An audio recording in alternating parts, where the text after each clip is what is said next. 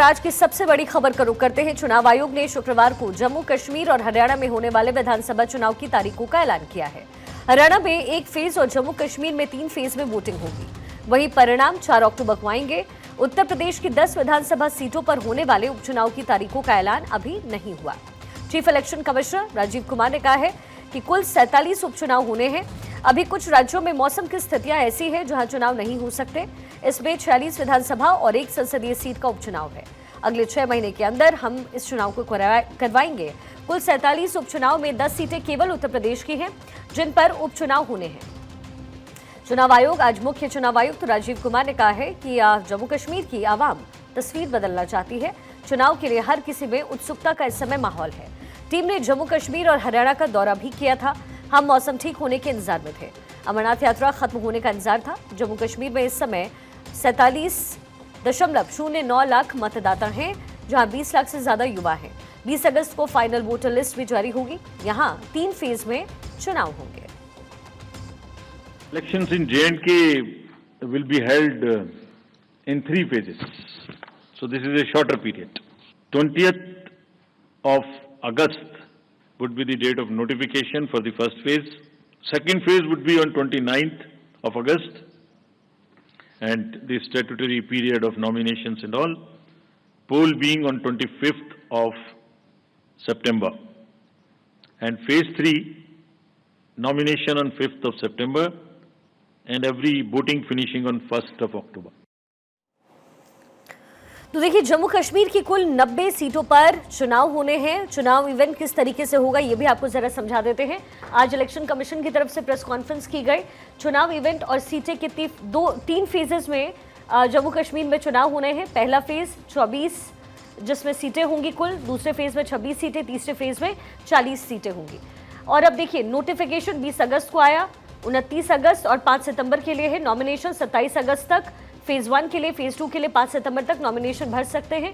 Phase 3 के लिए 12 सितंबर तक। वोटिंग 18 सितंबर को फेज 1 में, जिसमें कुल 24 सीटें होंगी। 25 सितंबर को फेज 2 का चुनाव होना है, जिसमें कुल 26 सीटें हैं।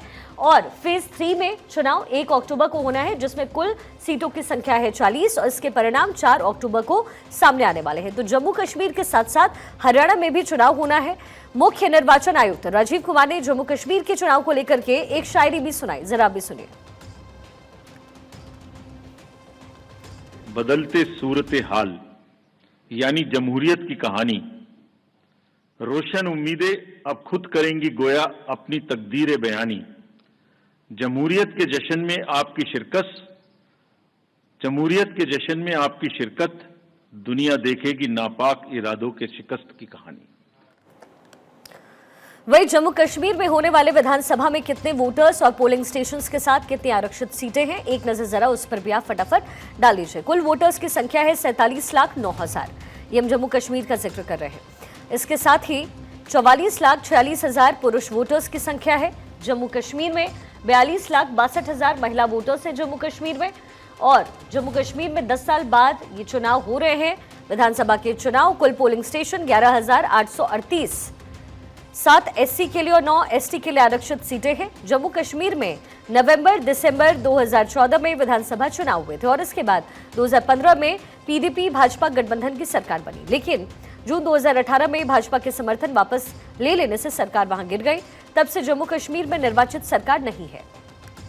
अब 10 साल बाद चुनाव एक बार फिर से जम्मू कश्मीर में होगा। ऐसे में किस रीजन में कितनी सीटें हैं और कहां कौन मजबूत स्थिति में इस समय नजर आ रहा है, ये भी आपको बताते हैं। जम्मू कश्मीर में चुनाव होने हैं और इसको लेकर के तारीखों का ऐलान हुआ। कुल सीटों की संख्या है 90 जम्मू कश्मीर में। इसके साथ ही जम्मू जो रीजन है उसमें कुल हो गए 43 सीट, कश्मीर रीजन में हो गए 47 सीट।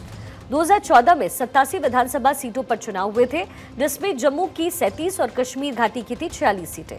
इसके अलावा 4 सीटें लद्दाख की थी। तब घाटी में ज्यादा सीटें होने के कारण जो भी वहां जीत जाता था सरकार बना लेता था। लेकिन इस चुनाव में बीजेपी का सबसे ज्यादा फोकस है जम्मू रीजन पर। उधर हरियाणा विधानसभा की 90 सीटों के लिए भी चुनाव आयोग ने तारीखों का ऐलान किया है।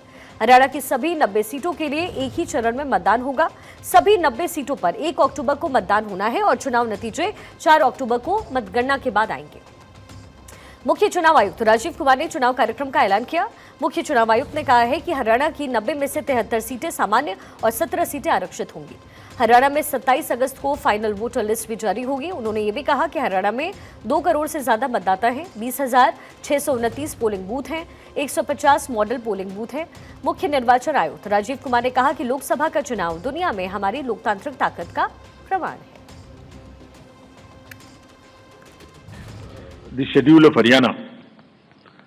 Haryana would be in the last phase, exactly coinciding with the third phase of J&K, nomination being on 5th of September, last date of making nomination on 12th of September, date of poll 1st October, and date of counting coinciding with J&K on 4th of October, everything to be over on 6th of October. देखिए, हरियाणा विधानसभा चुनाव का एक phase में ही ये चुनाव होना है और इवेंट फेज जो होगा वो एक होगा नोटिफिकेशन 5 सितंबर। कैसे है ये तमाम चीजें भी हरियाणा को लेकर आप समझिए।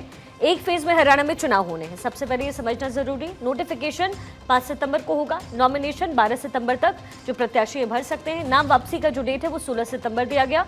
वोटिंग 1 अक्टूबर को होगा और परिणाम जो है हरियाणा चुनाव के भी 4 अक्टूबर को जम्मू कश्मीर के साथ ही सामने आएंगे। इससे पहले हरियाणा में साल 2019 में चुनाव हुए, उस वक्त हरियाणा में क्या आंकड़े थे आपको ये भी जरा समझा देते हैं। हरियाणा में पिछले चुनाव में क्या हुआ था ये आप समझिए। साल 2019 में 21 अक्टूबर को राज्य में चुनाव हुए। इसके साथ ही बीजेपी ने विधानसभा की 90 सीटों में से 40 सीटें उस समय जीती थी और जबकि कांग्रेस के हिस्से में 31 सीटें उस वक्त आई थी।